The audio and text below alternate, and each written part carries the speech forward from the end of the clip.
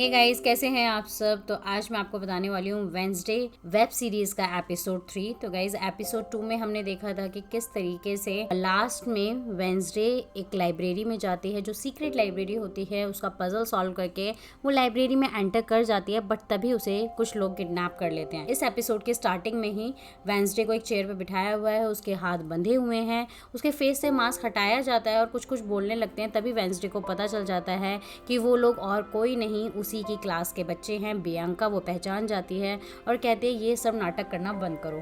तब सारे बच्चे जो होते हैं वहाँ पे, जेवियर, बियांका, एजेक्स और भी बच्चे होते हैं, और वो बोलते हैं कि ये हमारा ग्रुप है नाइट शेड्स के नाम से और ये सीक्रेट ग्रुप है। हम साथ में काफ़ी सारे टास्क करते हैं और इसके लिए हमने वीम से परमिशन ली हुई है। देन वेंसडे बोलती है बट ये नाइट शेड जो ग्रुप है ये तो काफ़ी साल पहले बंद हो चुका था। देन जेवियर बताता है कि हाँ, एक नॉर्मी बच्चे ने सुसाइड कर लिया था जिसकी वजह से इसे बंद कर दिया गया था, बट हमने उन्हें प्रॉमिस किया है कि ऐसी कोई भी हलचल नहीं होगी।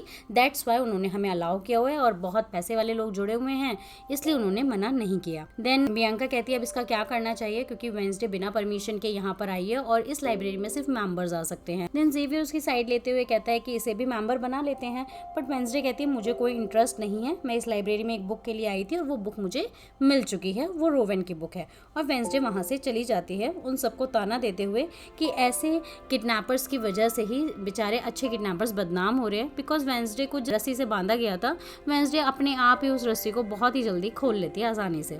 अब वेंसडे अपने रूम में पहुंचती है, वहां पर जाकर जो पेपर रोवन ने उसे दिया था उस बुक के साथ वो मैच करती है, जो बुक में मिसिंग पेपर होता है, और जब उसे जोड़ती है तो उसे पता चलता है कि अभी तक तो उसे अपना ही पिक नजर आ रहा था, बट उस पिक के साथ एक और पर्सन भी उसे दिखाई देता है। तो अब जो उसकी पजल है वो और ज्यादा टफ हो जाती है कि ये आदमी इस पिक्चर में क्या कर रहा है, वो भी उसके साथ। अब नेक्स्ट डे जो होता है वो होता है आउटरीच डे। वीम्स पूरा अनाउंस करती है कि आउटकास्ट के बच्चों को नॉर्मल बच्चों के साथ घुलने मिलने दिया जाएगा और इसी को आउटरीच डे कहा जाता है। इसमें हर बच्चे को एक टास्क दिया जाता है, वहाँ पे जितने भी ऑर्गेनाइजेशन है उनमें उन्हें जाना होगा और काम करना होगा। तो सबको जेरिको शहर में लेकर जाया जाता है और सबको अलग अलग टास्क दिया जाता है, जैसे किसी को टॉय शॉप में, किसी को कॉफी शॉप में, किसी को पिलग्रिम वर्ल्ड में, तो अलग अलग सबको टास्क दिया जाता है। सब पहुंच जाते हैं जेरिको शहर में, वहाँ पे मेयर सबका वेलकम करता है एंड देन सारे बच्चे अपने अपने टास्क के अकॉर्डिंग पहुंचने लगते हैं। तभी वहाँ पर वेंसडे को पिलग्रिम वर्ल्ड का एक बैनर नजर आता है, उस बैनर पे वो सेम पिक्चर होती है जो पिक्चर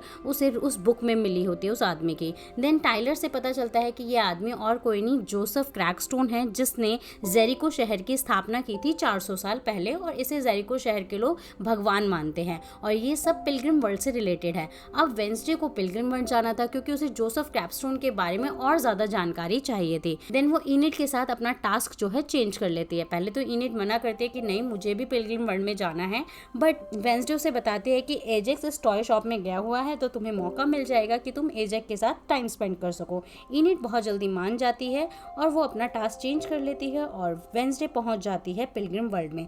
वहां जाते ही वो सबसे पहले मीटिंग रूम ढूंढने की कोशिश करती है। तो वहां की जो हेड होती है वो बताते हैं कि मीटिंग रूम में कुछ कंस्ट्रक्शन चल रही है तो तुम वहां नहीं जा सकते, बट वेंसडे को जिस काम के लिए मना किया जाता है वो जरूर करती है। वो यूजीन की हेल्प से उस मीटिंग रूम में पहुंच जाती है और वहां पर उसे पता चलता है कि कोई कंस्ट्रक्शन नहीं चल रहा है। वहां पे उसे जोसेफ क्रैकस्टोन का एक स्टैचू नजर आता है और साथ ही साथ वॉल्स पे काफी सारे पिक्चर्स होते हैं और कुछ पिक्चर्स में उसे वही लड़की नजर आती है जो लड़की उसके सपनों में आ रही थी, और उस लड़की के हाथ में जो बुक थी उसे वो बुक भी वहां नजर आती है, बट जैसे ही वो बुक को उठाती है वो बुक खाली होती है, जिससे पता चलता है वेंसडे को कि ये बुक नकली है। तभी वहां पर वो हेड आ जाती हैं और वो वेंसडे को डांटने लगती हैं। तभी वेंसडे कहती है कि आपने झूठ क्यों बोला कि मीटिंग रूम में कंस्ट्रक्शन चल रहा है और ये बुक भी यहाँ पर नकली रखी हुई है। तभी वो मैम बताती हैं कि मैंने भी कुछ टाइम पहले ही यहाँ ज्वाइन किया है और मुझे इसके बारे में ज़्यादा जानकारी नहीं है, अब तुम यहाँ से जाओ। वेंसडे वहाँ से जाती है और सीधा कॉफ़ी शॉप पर जाती है जहाँ पर जेवियर को टास्क मिला था। जेवियर वेंसडे से बात करने की कोशिश करता है, बट वेंसडे जेवियर से बात नहीं करती और वो टाइलर को बुलाती है और टाइलर से पूछती है कि क्या तुम्हें किसी मीटिंग रूम के बारे में पता है। देन टाइलर बताता है कि हाँ मुझे पता है, मीटिंग रूम की लोकेशन जंगल की तरफ है, बट वो अब पूरा खंडर हो चुका है, वहाँ पे तुम्हें कुछ भी सामान नहीं मिलेगा क्योंकि उसका सारा सामान यहाँ पिलग्रिम वर्ल्ड में शिफ्ट कर दिया गया था।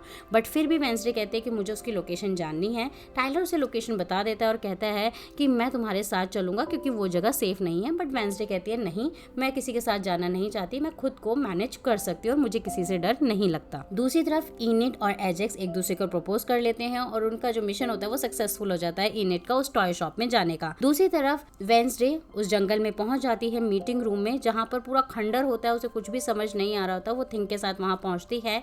वहां पे एक बुढ़ा आदमी उन्हें मिलता है जो इनिट की शॉप से कैमरा लेके भागा था, चोरी करके भागा था, बट थिंग उस बुढ़े को डरा धमका के वहां से भगा देता है। देन जैसे ही वेंसडे वहां पे एक डोर को टच करती है, उसे एक विजन आता है, स्ट्रॉन्ग विजन, और वो पहुंच जाती है 400 साल पहले। वो पूरा सिनेरियो देख रही है कि किस तरीके से जोसेफ क्रैकस्टोन सारे आउटकास्ट के लोगों को एक रूम में बंद करके पूरा उन्हें जलाने की तैयारी कर रहा था।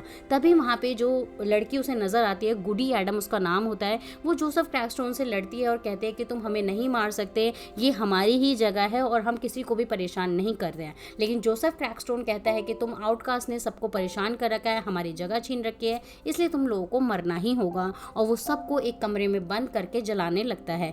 वहाँ पे वो गुडी एडम को भी बंद कर देता है, बट गुडी एडम के पेरेंट्स गुडी को कहते हैं कि हम तो यहाँ से नहीं बच सकते क्योंकि हम सबको उसने हथकड़ी पहना रखी है और बंधे हुए हैं, लेकिन तुम यहाँ से भागो क्योंकि तुम्हें ही आउटकास्ट के लोगों को बचाना है आगे जाके। गुडी एडम किसी तरीके से वहाँ भाग निकलती है और भागते भागते वो सीधा वेंसडे के आगे आ जाती है और वेंसडे को बताती है कि ये जोसेफ क्रैकस्टोन दोबारा से आके आउटकास्ट के लोगों को मारेगा। और तभी वेंसडे का एकदम से जो विजन है वो खत्म हो जाता है और वो देखती है कि इतनी तेज बारिश हो रही है। तभी वहाँ पे उन्हें कुछ आवाज़ नज़र आती है, तो वो जब झांकते हैं कॉटेज के बाहर से तो उन्हें नज़र आता है कि एक मॉन्स्टर है।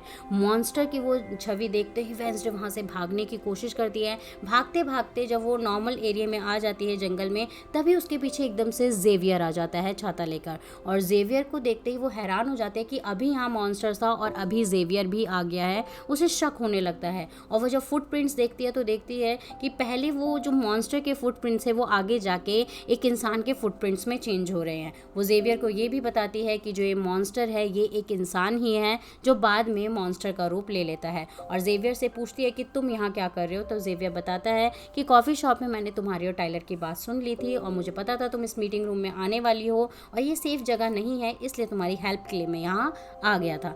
अब सारे पहुँच जाते हैं जेरिको में, जहाँ पर स्टैचू का इनॉग्रेशन होने वाला था और वो स्टैचू जोसेफ क्रैकस्टोन का था। अब जैसा कि वेंसडे को पता चल चुका है कि जोसेफ क्रैकस्टोन ज़्यादा अच्छा आदमी नहीं है, उसने इतने लोगों को मारा है, तो वो कुछ भी सक्सेस कैसे होने दे सकते थे।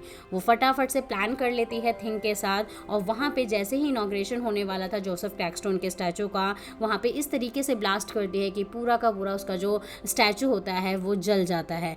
वीम्स को शक हो जाता है कि ये सारा वेंसडे का किया धरा है। वो वेंसडे को सीधा रूम में बुलाती है और उसे डांटना स्टार्ट कर देती है कि तुम्हारी वजह से ही हम नॉर्मल बच्चों के साथ नहीं मिल पाते और ये नॉर्मल जो लोग हैं जेरिको शहर के, इसीलिए हम लोगों से लड़ाई करते फिरते हैं और हमारा और उनका एक बॉन्डिंग है वो अच्छा नहीं बन पा रहा है। बट वेंसडे कहती है मैंने ऐसा कुछ भी नहीं किया है, बिकॉज उसने रियलिटी में नहीं किया होता, उसने ये सारा काम थिंग के थ्रू करवाया होता है। वीम्स वेंसडे को वार्निंग देती है कि अब मैंने तुम पे पूरी नजर रखी हुई है, तुम कुछ भी गलत हरकत करोगी मैं सीधा तुम्हें पकड़ लूंगी। अब वेंसडे अपने रूम में पहुंच जाती है। दूसरी तरफ हम देखते हैं कि वो जो बुढ़ा वेंसडे को मिला था उस मीटिंग रूम में, उस पर मॉन्स्टर अटैक कर देता है। बट जब वो अटैक कर रहा होता है तभी उस बुढ़े ने कैमरे में बैटरी डाली थी और कैमरे में उस मॉन्स्टर की फोटोज़ जो हैं रैंडमली क्लिक हो जाती हैं।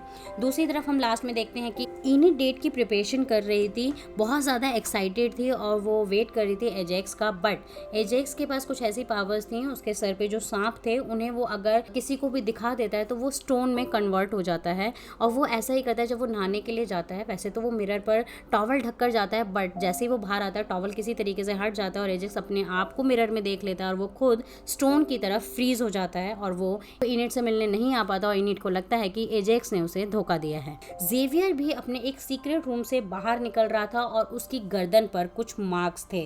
दूसरी तरफ जो शेरिफ है वो जंगल पहुंच जाते हैं, उस बुढ़े की जो बॉडी है उसे रिकवर करते हैं और साथ ही साथ उन्हें वो फोटोज भी मिल जाते हैं कैमरे में, और उन फोटोज को वो सीधा लैब लेके जाते हैं और उन्हें मॉन्स्टर की पिक्चर नजर आ जाती है।